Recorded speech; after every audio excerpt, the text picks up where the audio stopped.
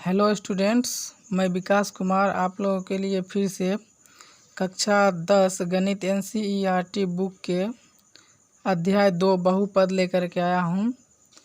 तो इसको देखिए, सबसे पहले ये जो अध्याय 2 है इसके कॉन्सेप्ट के बारे में समझते हैं, जिसके बेस पर हम जो है एक्सरसाइज 2.1 सोल्व करेंगे।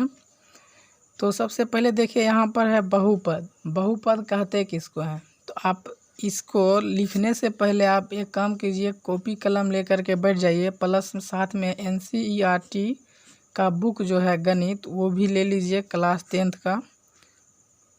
और ये क्लास 10th के लिए ही स्टूडेंट के लिए है, तो आप अगर क्लास 10th के स्टूडेंट हैं तो ठीक है, नहीं तो इस वीडियो को ना देखें, समय बर्बाद मत करें। और आप सच में क्लास 10th का स्टूडेंट है, वो भी बिहार बोर्ड के, तो आप प्लीज़ इस वीडियो को देखने के लिए नोटबुक, पेन और बुक को लेकर अवश्य बैठे, जिसकी सहायता से आप अच्छी तरह से इस वीडियो को समझ सकेंगे। तो देखिए, बहुपद, तो बहुपद कहते हैं, आप लिखिए, ऐसी बीजीय व्यंजक जिनमें चर की घात एक पूर्ण संख्या हो।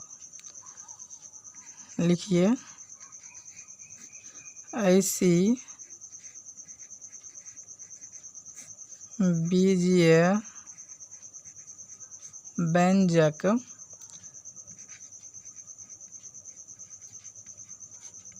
जिनमें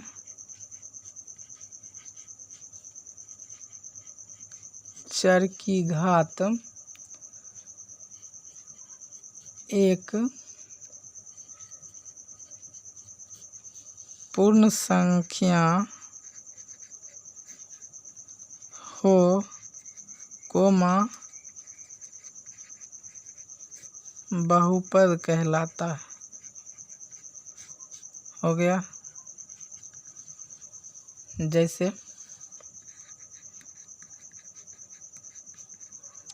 जैसे में आप देख सकते हैं कि x² + 2 या फिर 4x³ + 4x² + 1, मतलब इस तरह का एग्जाम्पल आप लिख सकते हैं। क्या कहा? ऐसी बीजीय व्यंजक जिसमें चर की घात, देखिए ये x है, x y z ABCD का स्मॉल लेटर जो है वो चर होती है। तो कहता चर की घात एक पूर्ण संख्या हो। देखिए 2 एक पूर्ण संख्या, 3 यहाँ 2 है। जैसे मान लीजिए x + 2, तो यहाँ कुछ नहीं तो 1 है, तो ये 1 भी क्या है? एक पूर्ण संख्या है। तो ये सभी तो एक्चुअली में क्या हो गई? बहुपद हो गई। तो अब चलिए इसको थोड़ा देख लीजिए। उसके बाद एक टॉपिक है बहुपद की घात। देखिए, एक टॉपिक हम लेते हैं,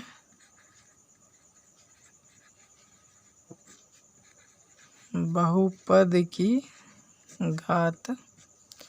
बहुपद की घात लिखिए, बहुपद में चर की सबसे बड़ी घात बहुपद की घात कहलाती है। सॉरी, यहाँ लिखिए, बहुपद में चर की सबसे बड़ी घात, कोमा बहुपद की घात होती है या कहलाती है। बात एक ही है। जैसे इसमें देखिए, ये तो बहुपद है, इसमें देखिए क्या बोला? बहुपद में चर की सबसे बड़ी घात बहुपद होती है। देखिए यहाँ घात 2 भी है और 3 भी है, लेकिन सबसे बड़ी जो है वही जो है आपका बहुपद की घात होती है। इसमें 2 बहुपद की घात है, इसमें 1 बहुपद की घात है। अब जैसे आप आगे चलिए, तो आगे आपको एक चीज़ बताते हैं। जैसे बहुपद की घात और घात के आधार पर बहुपद जो है ना 3 प्रकार के होते हैं। बहुपद की घात और घात के आधार पर बहुपद के प्रकार 3 हैं। देखिए, बहुपद, ये भी एक टॉपिक है कि घात जो है, और घात मतलब पावर के आधार पर बहुपदों के प्रकार। बहुपदों के प्रकार। अब आप देखिए, तो यहाँ पे बहुपद के प्रकार को देखने के लिए आप एक एग्जाम्पल लेते हैं। देखिए, जैसे 2x + 2, ठीक। दूसरा 2x² + 4x + 2, या फिर 4x² + 3x³ + 2। अब आप इसमें देख सकते हैं बहुपद की घात, इसमें तो घात 1 है, तो इसमें घात जो है आपको घात बराबर 1 हो गया। इसमें देखिए आप घात 2 है, यहाँ 1 भी है, 2 भी है, और आपको पता है कि बहुपद में चर की सबसे बड़ी घात, ये चर है, ये भी चर है, ये भी चर है, चर की सबसे बड़ी घात जो है क्या कहलाती है? बहुपद की घात। इसमें 2, इसमें 1 तो नहीं, 2 होगा, और इसमें देखिए 2 भी है, 3 भी है, तो इसका घात 3 होगा। घात बराबर इसमें 3, इसमें 2, इसमें 1। तो अब इसमें देखिए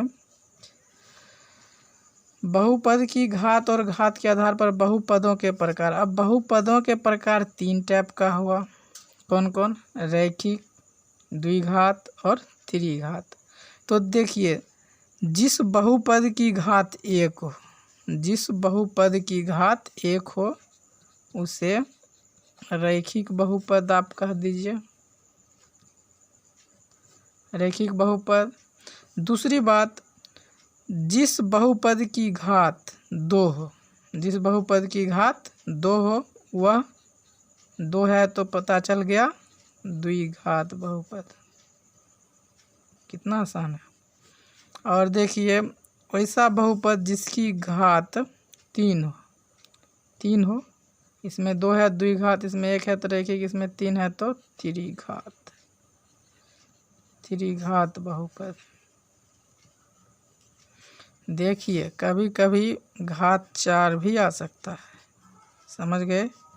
इसमें आपको घबराने की बात नहीं है, आप प्लीज़ मत घबराइए, उसका भी सॉल्यूशन होगा।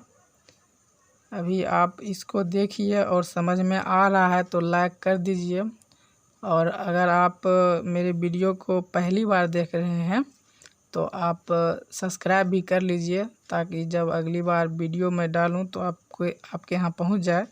और सिर्फ सब्सक्राइब करने से आपके यहाँ तक ये वीडियो नहीं आएगी, आपको जब सब्सक्राइब बटन दबाइएगा तो आपको 1 घंटा बना करके आएगा जिसमें ऑल लिखा रहेगा, उस पर भी आपको क्लिक करना होगा, तभी आप में जो है मैसेज के ज़रिए आप तक ये वीडियो पहुंच सकेगा।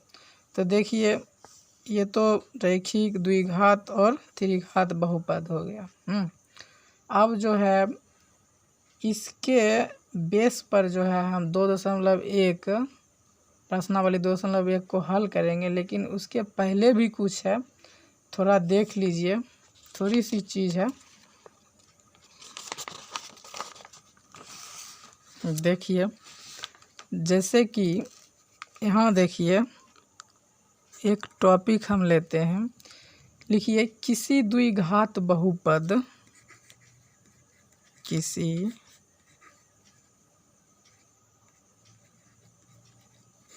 द्विघात बहुपद ax² + bx + c के शून्यक, शून्यक के लिए है, शून्यक उन बिंदुओं उन बिंदुओं के x निर्देशांक है जहाँ y बराबर ax² plus bx plus c का ग्राफ x अक्ष को जो है x अक्ष को प्रतिच्छेद करता है।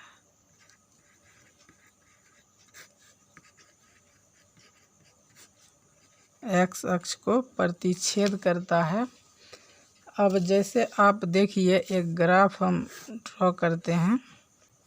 खैर ये तो ग्राफ कॉपी पे बतानी चाहिए, लेकिन हम अभाव के कारण आपको इस तरह से बता रहे हैं। ये देखिए, ये जो है यहाँ पे 0, इधर +1 +2 +3। उसके पहले देखिए आप, ये x डैश और ये x, ये y अक्ष और ये y डैश। अब देखिए यहाँ प्लस में x की तरफ प्लस में और x डैश की तरफ माइनस में, और ठीक उसी तरह y के तरफ प्लस में और y डैश के तरफ माइनस में। ये आपको पहले आपको जो ज़रूरी है पहले वो समझिए, और ज़रूरत पड़ने पर आपको जो जो चीज़ की आवश्यकता है मैं आपको सब कॉन्सेप्ट के थ्रू बताएंगे, जिसके अकॉर्डिंग आप एक्सरसाइज को हल कर सकेंगे। तो आप चिंता मत कीजिए, धीरे धीरे करके सब हम बता रहे हैं। तो अब देखिए, मान लीजिए कि ये जो है ये y डैश, ये y डैश, x डैश एक अक्ष है। तो अब देखिए इसी के थ्रू हम बताएंगे। जैसे देखिए एक ब्लै होता है, एक ब्लै, ऐसे लीजिए, ऐसे लीजिए, चाहे आप जैसे लीजिए। तो ये सब जो है न ब्लै है। अभी मान लीजिए कि इसको उठा के हम ऐसे रखते हैं। तो देखिए ये जो है एक्सरसाइज 2.1 में हम इसी के आधार पर हम बताएंगे। कुछ नहीं है, बहुत सिंपल है। आप देखिए, जैसे कि आप ये देख रहे हैं कि x अक्ष जो है यहाँ से लेके यहाँ तक है, इधर डैश, इधर डैश मतलब कि माइनस में और इधर प्लस में। इधर देखिए x अक्ष को ये ब्लै कितना बार काट रहा है, एक बार इधर माइनस की तरफ, एक बार इधर प्लस की तरफ। तो ये 2 बार काटा, तो इसीलिए इसका जो है शून्यांक उन बिंदु के आधार पर कितना होगा, यहाँ पे 2 होगा। इसका शून्यांक जो है शून्यांक बराबर 2 होगा, क्योंकि ये x अक्ष को 2 बार काट रहा है, इसीलिए इसका शून्यांक भी 2 होगा। अब इसी के आधार पे अब आप ध्यान से जो है देखिए, यहाँ आप एक्सरसाइज देखिए, ये बहुपद है, NCERT बुक है, बहुपद अध्याय 2 है। अब देखिए इसका जो है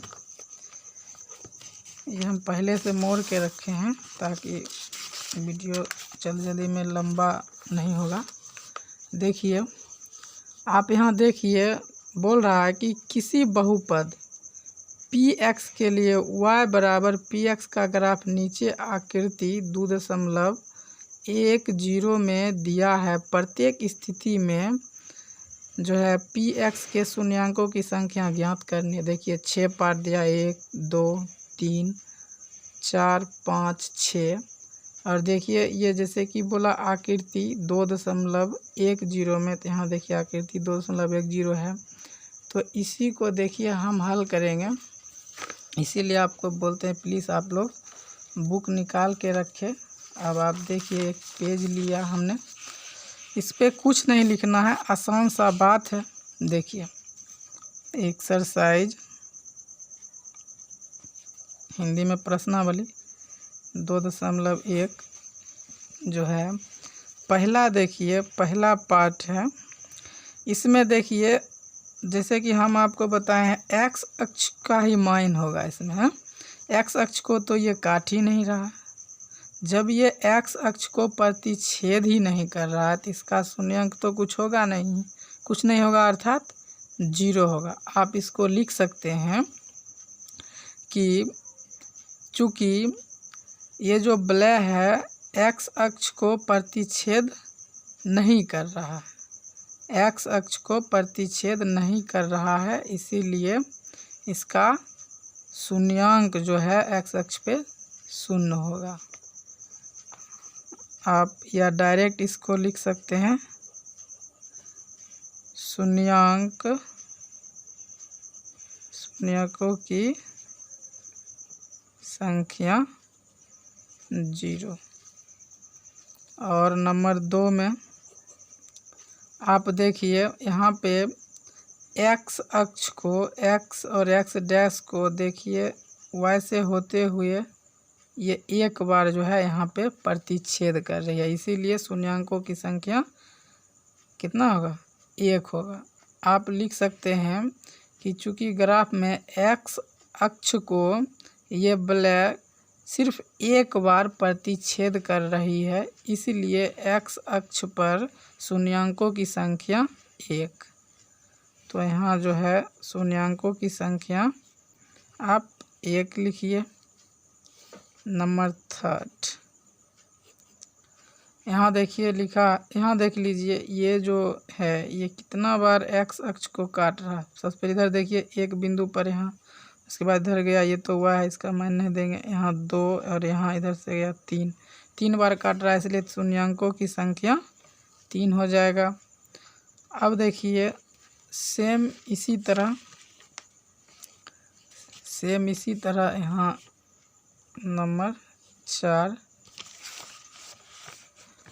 देख लीजिए, यहाँ पे एक्स अक्ष को ये जो है वलय 2 बार प्रतिच्छेद कर रही है, इसीलिए शून्यकों की संख्या जो आपका होगा कितना होगा 2 होगा। सेम 5 नंबर देखिए, 1 बार 2 बार 3 और 4 बार, तो शून्यंक 4। और नंबर 6 में देखिए 1 बार 2 बार यहाँ 3 बार, तो शून्यंक भी इसका 3 होगा। कुछ नहीं है, बहुत इजी है, आप लोग को समझ में आ गया। और समझ में आ गया तो आप प्लीज़ इसको लाइक कर दें, और जब यहाँ तक आप आ गए हैं तो आपको ये वीडियो अवश्य ही अच्छा लगा होगा। तो आप अगर पहले से सब्सक्राइब कर चुके हैं मेरे चैनल को तो अच्छी बात है, अगर नहीं किए हैं तो मेरे चैनल को आप सब्सक्राइब कर लीजिए, ताकि आप नया वीडियो जल्दी देख सकेंगे। तो बस आज के लिए इतना ही। वीडियो देखने के लिए थैंक यू, धन्यवाद। जय हिंद, जय भारत।